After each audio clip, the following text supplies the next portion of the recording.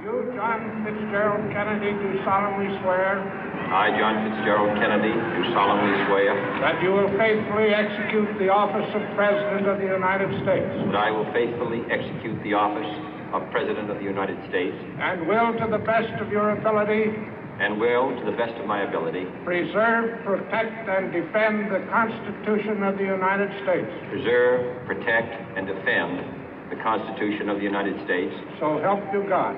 So help me God.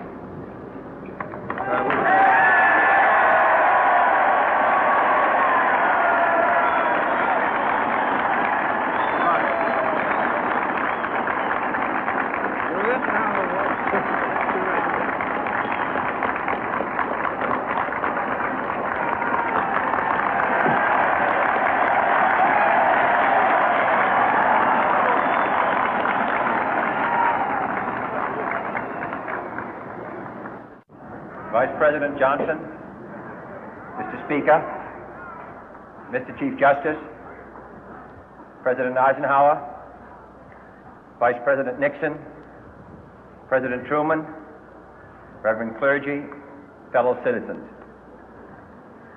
We observe today not a victory of party, but a celebration of freedom, symbolizing an end as well as a beginning, signifying renewal as well as change.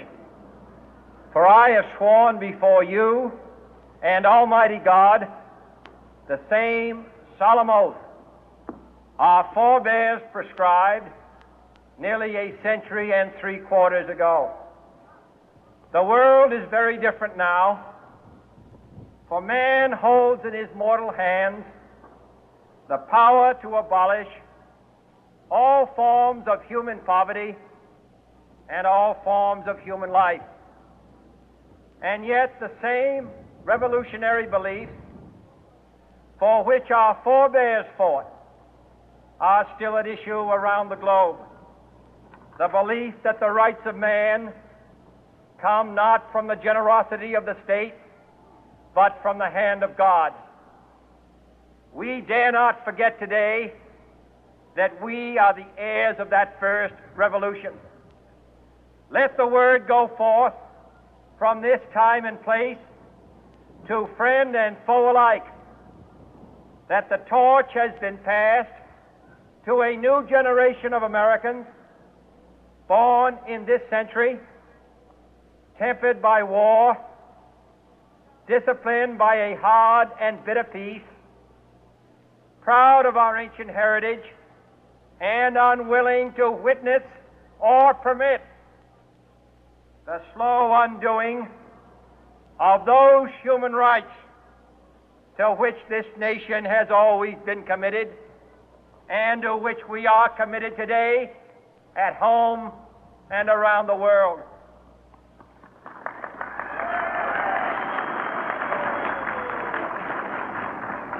Let every nation know, whether it wishes us well or ill, that we shall pay any price, bear any burden, meet any hardship, support any friend, oppose any foe to assure the survival and the success of liberty.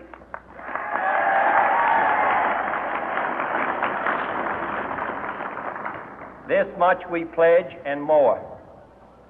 To those old allies whose cultural and spiritual origins we share, we pledge the loyalty of faithful friends. United, there is little we cannot do in a host of cooperative ventures. Divided, there is little we can do, for we dare not meet a powerful challenge at odds and split asunder.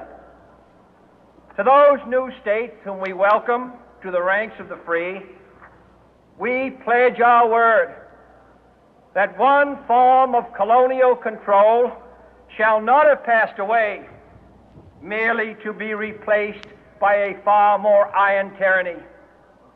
We shall not always expect to find them supporting our view, but we shall always hope to find them strongly supporting their own freedom, and to remember that in the past, those who foolishly sought power by riding the back of the tiger ended up inside.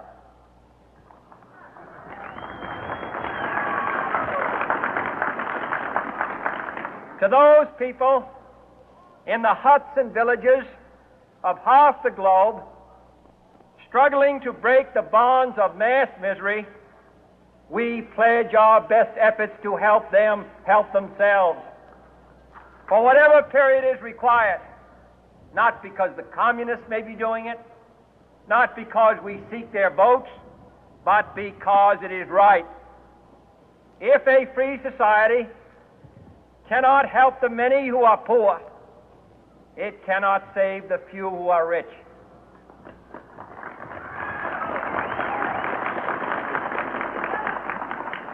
To our sister republics south of our border, we offer a special pledge to convert our good words into good deeds, in a new alliance for progress, to assist free men and free governments in casting off the chains of poverty.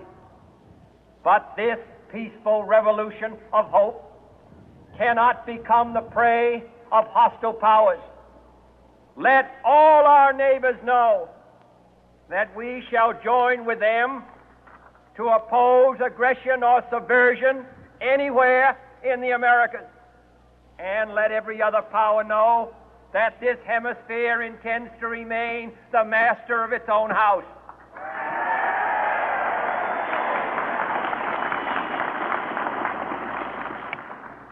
To that World Assembly of Sovereign States, the United Nations, our last best hope, in an age where the instruments of war have far outpaced the instruments of peace, we renew our pledge of support to prevent it from becoming merely a forum for invective, to strengthen its shield of the new and the weak, and to enlarge the area in which its writ may run.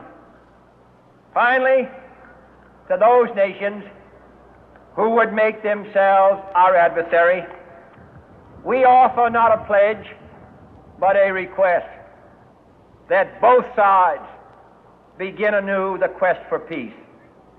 Before the dark powers of destruction, unleashed by science, engulf all humanity in planned or accidental self-destruction, we dare not tempt them with weakness, for only when our arms are sufficient beyond doubt can we be certain beyond doubt that they will never be employed. But neither can two great and powerful groups of nations take comfort from our present course, both sides overburdened by the cost of modern weapons, both rightly alarmed by the steady spread of the deadly atom, yet both racing to alter that uncertain balance of terror that stays the hand of mankind's final war. So let us begin anew, remembering on both sides that civility is not a sign of weakness, and sincerity is always subject to proof. Let us never negotiate out of fear, but let us never fear to negotiate.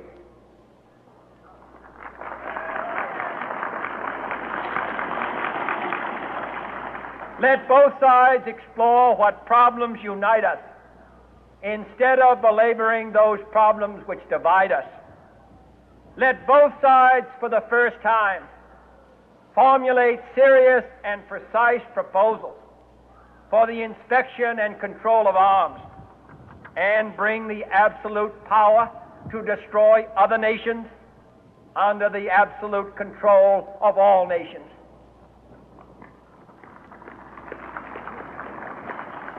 Let both sides seek to invoke the wonders of science instead of its terrors. Together, let us explore the stars, conquer the deserts, eradicate disease, tap the ocean depth, and encourage the arts and commerce. Let both sides unite to heed in all corners of the earth the command of Isaiah to undo the heavy burden and let the oppressed go free. And if a beachhead of cooperation may push back the jungle of suspicion, let both sides join in creating a new endeavor, not a new balance of power, but a new world of law, where the strong are just and the weak secure and the peace preserved. All this will not be finished in the first 100 days, nor will it be finished in the first 1,000 days, nor in the life of this administration, nor even perhaps in our lifetime on this planet. But let us begin.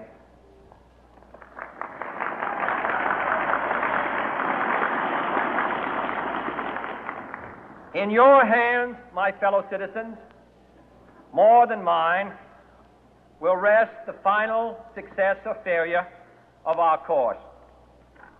Since this country was founded, each generation of Americans has been summoned to give testimony to its national loyalty.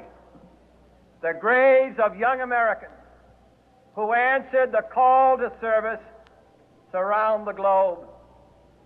Now the trumpet summons us again, not as a call to bear arms, though arms we need, not as a call to battle, though in battle we are, but a call to bear the burden of a long twilight struggle, year in and year out, rejoicing in hope, patient in tribulation, a struggle against the common enemies of man, tyranny, poverty, disease, and war itself. Can we forge against these enemies a grand and global alliance,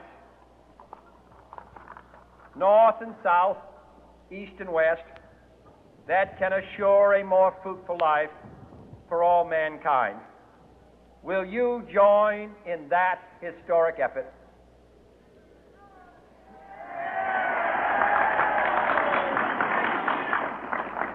In the long